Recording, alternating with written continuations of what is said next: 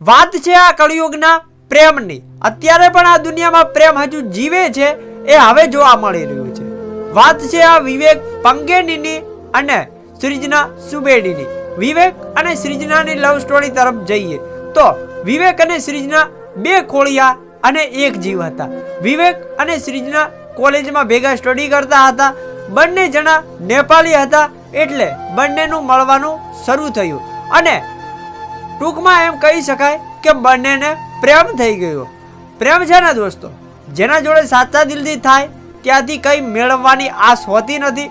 ઘણીવાર એવું બનતું હોય છે કે આપણે કોઈને પ્રેમ કરતા હોય છે, ત્યાં આપણે બસ એવું જ લાગે કે ત્યાં આપણે બધું આપણું સમર્પણ કરી દેવું છે અને આપણું બધું સામેવાળા વ્યક્તિ પાછળ અર્પણ કરી દઈએ. આપણે બધું અર્પણ કરવાનો વિચાર ત્યારે આવે જ્યારે આપણે એ વ્યક્તિ, જે સામેવાળો વ્યક્તિ હોય, એ સામેવાળા વ્યક્તિ જોડે આપણે જ્યારે સાચો પ્રેમ હોય ત્યારે આપણે બધું જ અર્પણ કરવાનો વિચાર આવે.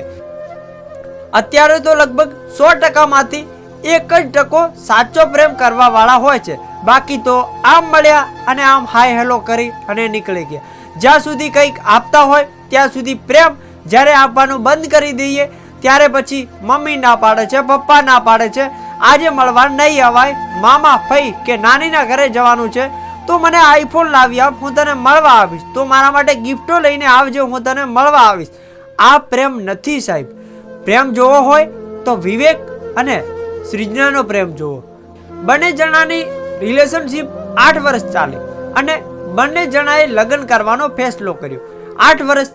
અત્યારના પ્રેમ તો સામેવાળાની એક ડિમાન્ડ પૂરી ના કરી શકીએ તો પ્રેમ પૂરો કરી નાખે છે. વિવેક અને સૃજના બંને જણાના લગ્ન થાય છે અને બંનેની મસ્ત લાઈફ ચાલતી હોય છે અને બંને જણા ખૂબ જ ખુશ પણ હતા. અને આ સોશિયલ મીડિયાના વિડીયોમાં તમે જોઈ શકો છો, આમાં બંનેમાં કેટલો બધો પ્રેમ દેખાઈ રહ્યો છે એ તમે આ વિડીયોની અંદર જોઈ શકો છો. અને આવામાં એવું બન્યું કે વિવેકને 2023માં વિવેકને કેન્સરની ઝપેટમાં વિવેક આવી ગયા.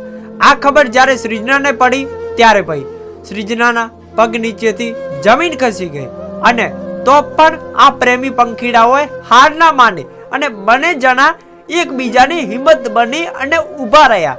દુઃખ સામે લડવા માટે તૈયાર થઈ ગયા. દુઃખને કહી દીધું કે ભાઈ તારે જેટલું આવવું હોય એટલું આય, અમે તો પ્રેમ કરીએ છીએ અને કરતા રહીશું અને એકબીજાને સાથે રહીશું.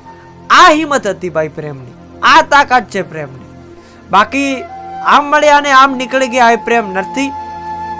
પછી આગળ વિવેક દિવસે ને દિવસે વધારે બીમાર પડતા ગયા અને સૃજના દિવસે ને દિવસે હિંમત બનતી ગઈ. હિંમત ભાઈ એટલે એટલી બધી હિંમત સૃજના બનતી ગઈ કે ભાઈ જ્યારે સૃજનાના વિડીયો, સૃજના અને વિવેકના વિડીયો મેં જોયા ત્યારે સાહેબ મારું પણ દિલ ચોંકી ગયું.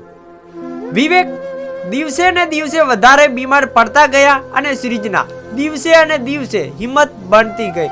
વિવેકને જ્યારે એકલું મહેસૂસ થયું ત્યારે સૃજના એટલે કે એમની પત્ની હિંમત બની અને ઊભી રહી અને દુઃખને કહી દીધું કે ભાઈ તારે જેટલું આવવું હોય એટલું આવી જા. સૃજનાએ હિંમત આપી અને ગમે તે હાલતમાં ભલે રહો, હું તમારી સાથે છું એવો અહેસાસ કરાવતી ગઈ વિવેકને. હર ડગલે ને પગલે, હર જિંદગીના એક દિવસે સૃજના વિવેકને એવો અહેસાસ કરાવતી ગઈ કે હું તમારી સાથે છું, તમે ચિંતા ના કરો, તમે એકલા નથી, હું પણ તમારી સાથે છું. તમે ગમે તે મુસીબતમાં હોય, ગમે તે હાલતમાં હોય, હું તમારો સાથ નહીં છોડું, હું તમારી સાથે છું એવો અહેસાસ સૃજના વિવેકને કરાવતી ગઈ. આટલો બધો પ્રેમ સાહેબ.